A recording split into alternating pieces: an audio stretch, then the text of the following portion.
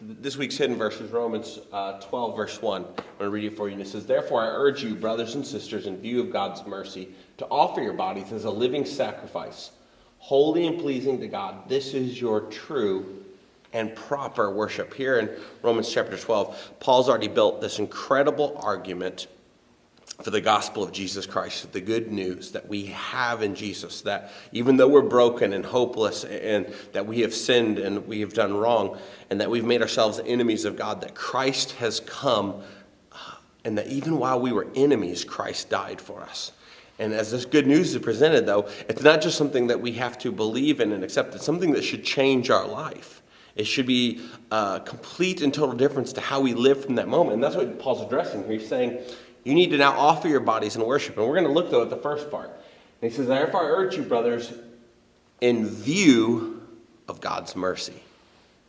You see, one of the ways that we truly are able to give everything to Christ, one of the true ways that we're able to live for him, to see people differently, to see Christ differently, to change and see a change even in the battle with our sins, is through an understanding and through looking through the lens of God's mercy for us. That while we were sinners, while we were enemies of God, Christ died for us. You see, mercy is this concept of that we are not getting what we deserve.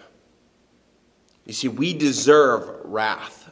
We deserve the penalty for what we've done. We would deserve to pay for the sins in which we've committed in the ways that we've hurt our relationship with God, the ways we have stomped on his image in other people. We've used and abused people. We've lived selfish lives where all we've cared about is the great and powerful me instead of giving it to Christ. And so mercy tells us that, yes, that even in that moment when all those things were completely and totally true about us, that it's right then and precisely then that Christ died for us, the unworthy.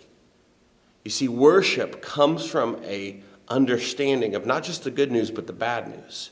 It comes from an understanding that that's what we deserve, but Christ stepped in. Christ took my penalty. He who knew no sin became sin for us, that we might become the righteousness of God.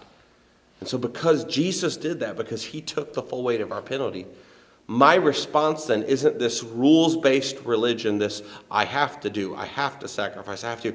As I gaze and as I look into the depths and riches of God's mercy for me, my natural response to love God is to say, God, thank you so much for what you've done. But now, God, I want not to follow a list of rules, but I want to please you. I want to give every single aspect of my life as a living sacrifice, holy and pleasing to you.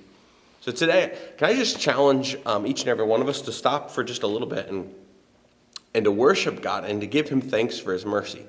Because it's far greater than we can imagine, and it's far more than we deserve. And it's from us looking into mercy and grace and the riches of God's love for us that we find the proper attitude to worship him. Take care. Hope you have a great day today.